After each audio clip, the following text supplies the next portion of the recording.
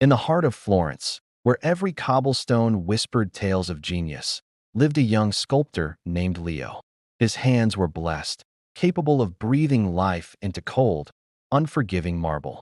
Critics hailed him as the heir to Michelangelo, and Leo, well, he believed them. His studio was a temple to his own talent, his creations like gods on pedestals. He saw himself not as a craftsman, but as a creator, and the world was merely his audience. One sun-drenched afternoon, a woman named Clara entered his studio. She wasn't a wealthy patron or a fawning critic. She was a simple weaver, her fingers stained with the vibrant dyes of her trade. She didn't gasp at his statues or offer flowery praise.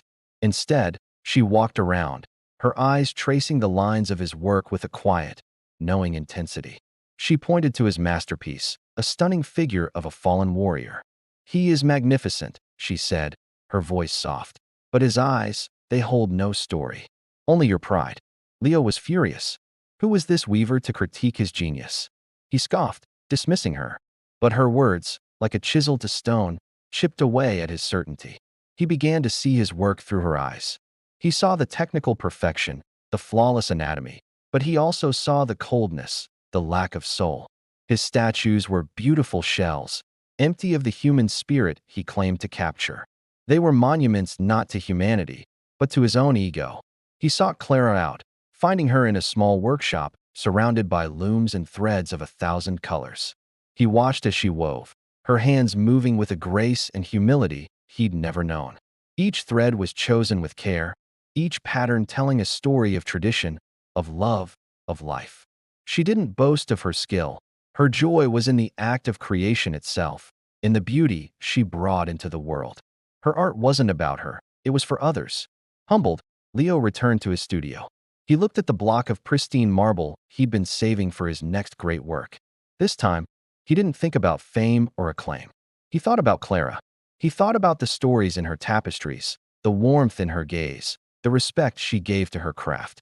He picked up his chisel, not as a master commanding the stone, but as a partner, listening for the story within. Months passed.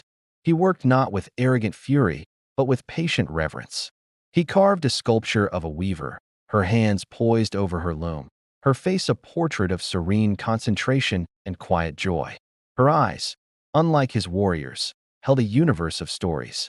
It wasn't his most technically complex piece, but it was his most honest. When Clara saw it, she didn't speak. She simply reached out and gently touched the marble hand, her own fingers tracing the lines Leo had carved with such newfound humility. In that silent touch, Leo understood everything. He had spent his life chasing greatness, only to find it not in the applause of the crowd, but in the quiet respect of a kindred spirit. He learned that talent without humility is a hollow echo, and true art, like true love, is not about being seen, but about seeing others. Thanks for watching. If this story resonated with you, consider subscribing for more tales about art, life, and the lessons we learn along the way. See you next time.